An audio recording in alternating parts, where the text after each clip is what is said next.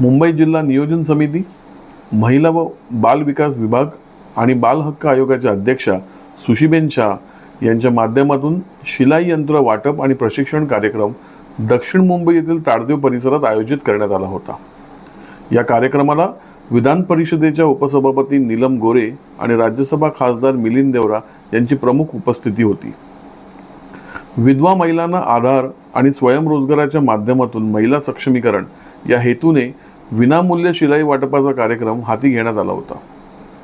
आजच्या कार्यक्रमादरम्यान उपसभापती नीलम गोरे आणि राज्यसभा खासदार मिलिंद देवरा यांच्या हस्ते 60 महिलांना प्रातिनिधिक स्वरूपात शिलाई मशीन वितरित करण्यात आल्या। प्रत्येक विभागावर ही योजना राबवण्यात येणार असून दक्षिण मुंबईसह इतर 6ही विभागात हा उपक्रम राबवण्याचा मानस असल्याचा आयोजक सुशीबेन शाह यांनी व्यक्त केला। राज्यसभा खासदार मिलिंद देवरा यांनी महिला सबलीकरणासाठी सरकार आणि पक्ष कटिबद्ध असल्याची ग्वाही दिली। त्याचप्रमाणे सरकार हे सर्वसामान्यांचे सरकार असून आम्ही पूर्ण क्षमतेने महिलांसाठी योजना राबवू असे आश्वासन देखील दिले। आपल्या खुमासदार वक्तृत्वासाठी परिचित असलेल्या विधान परिषदेच्या उपसभापती नीलम गोरे यांनी महिला सबलीकरण, महिलांचा सन्मान, महिलांचा स्वयंरोजगार अशा अनेक मुद्द्यांवर भाष्य केलं। सरकार राबवत असलेली लाडकी बहीण योजनेला विरोध करणाऱ्या विरोधी पक्षाचा देखील नीलम गोरे यांनी समाचार घेतला। नेमकं काय म्हणाल्या नीलमताई आपण पाहूया आता। हे चांगले उपक्रम राज्य सरकारने हाती घेतलेले आहेत आणि तुम्ही सर्वजण इथे उत्साहाने आलाय। तुमच्यापैकी प्रत्येकीचं मी अभिनंदन करते, कारण शिवण मशीनवरती बसायचं म्हटलं तर सोपं, म्हटलं तर अवघड गोष्ट आहे, कारण त्याच्यासाठी आपली नजर चांगली पाहिजे। त्यावेळेला म्हटलं जातं की स्त्रियांना फक्त शिवण कामापुरतं गुंतवू नका, पण मला तुम्हाला सांगायचं की शिवण काम म्हणजे एखाद्या मोठ्या राजमार्गावरती चालण्याचं पहिलं पाऊल तुमचं आहे। मुख्यमंत्र्यांची लाडकी बहीण ही योजना जाहीर केली, तर त्यावेळेला आम्ही हेच सांगतोय की फक्त हे 1,500 रुपये नाही आहेत, तर हे जे पैसे आहेत ते पैसे म्हणजे आत्तासुद्धा आम्ही तुमच्याबरोबर आहोत।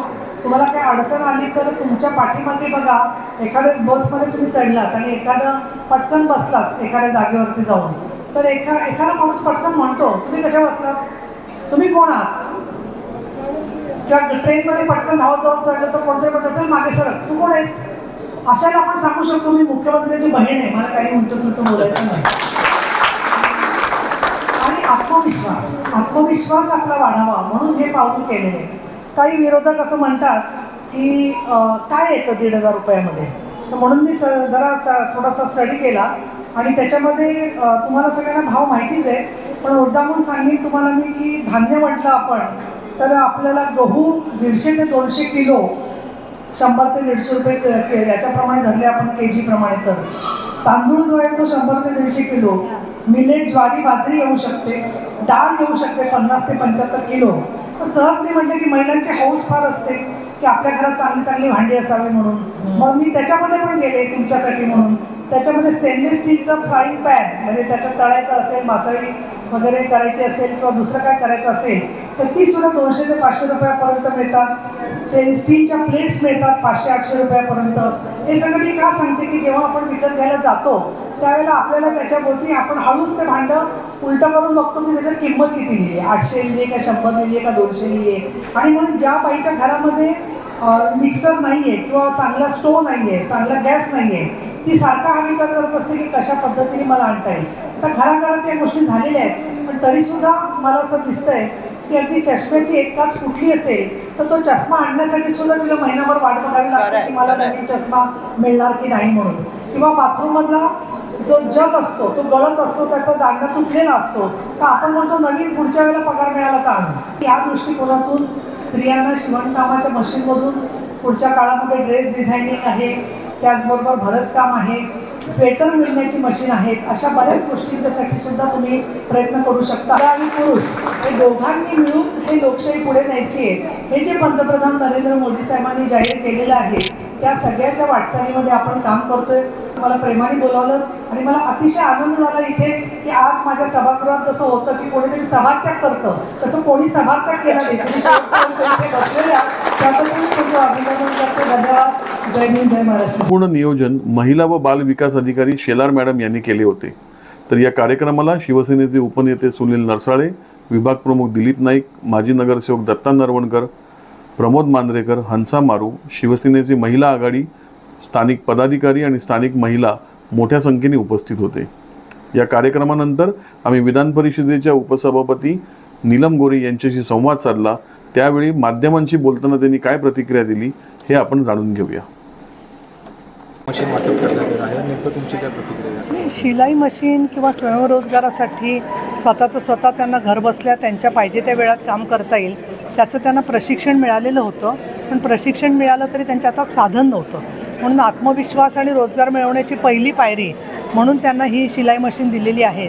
परंतु माननीय मुख्यमंत्री एकनाथजी शिंदे यांची जी आर्थिक सक्षमीकरणाची व्याख्या आहे ती महिलांचा अधिकार म्हणजे महिलांचा सन्मान अशी आहे. त्यामुळे फक्त शिलाई मशीन ही वस्तू नाही आहे, तर महिलांना प्रत्येक बाबतीमध्ये अधिकार मिळावा.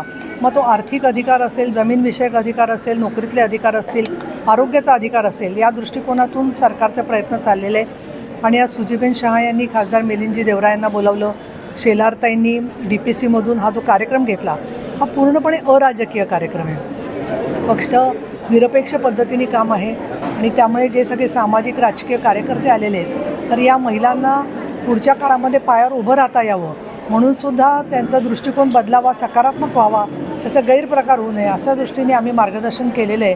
आणि असाच कार्यक्रम मुंबईमध्ये अशीच मशीन्स देणं हा कार्यक्रम DPCमधून होणार आहे ठिकठिकाणी. इतकंच नव्हे तर बचत गटांचं भांडवल देखील वाढवून दिलं जाणार आहे. पण महत्त्वाचं म्हणजे निवडणुकीपुरती ही मैत्री नाही आहे, तर निवडणूक आणि निवडणुकीच्या नंतर सातत्याने आयुष्यामध्ये प्रत्येक टप्प्यावरती सरकार महिलांच्या पाठीशी आहे यासाठी म्हणून हे कार्यक्रम घेतलेले आहेत. आता ज्या प्रकारे तुम्ही म्हणालात अराजकीय कार्यक्रम आहे, राजकीय सरकार तर महिलांसाठी मोठ्या प्रमाणात पावलं उचलत आहे, मात्र आता अनेक संस्था असतील, अनेक महिलांची जी काही अडचणी आहेत त्यासाठी आता अनेक उपक्रम असे राबवून त्यांच्या मदत करत आहेत. हे आवश्यक आहे. याचं कारण असं की ज्यांना आरोग्यविषयकसुद्धा बघितलं तर बऱ्याचशा महिलांच्या शरीरामध्ये हिमोग्लोबिन कमी असतं किंवा बाकीचे काही त्यांना कॅल्शियम नसल्यामुळे होणारे आजार असतात.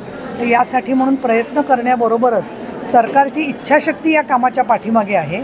त्याच्यासाठी धोरण आहे, निधी केलेला आहे, केंद्र सरकारकडून निधी आणण्याचा प्रयत्न चाललेला आहे. आणि म्हणून आम्हाला असं वाटतं की महिलांच्यामध्ये त्यांची फसवणूक होता कामा नये.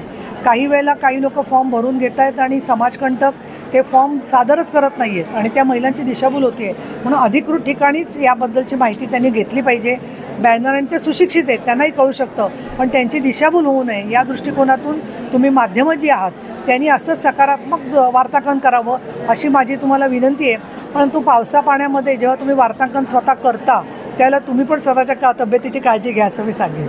तर या होत्या विधान परिषदेच्या उपसभापती श्रीमती नीलम गोरेताई यांनी आपल्याला आत्ताच सांगितलं की मुंबईमध्ये अशीच मशीन वाटप करत राहणार आहेत. त्याचप्रमाणे बचत गटांचं भांडवल देखील वाढवून देणार आहेत आणि या योजना फक्त निवडणुकीपुरता नसून निवडणुकीनंतर सुद्धा सरकार महिलांच्या पाठीशी उभं राहणार आहेत. कॅमेरामॅन अभिषेक दर्डेसह प्रदीप घाणेकर, महामुंबई न्यूज.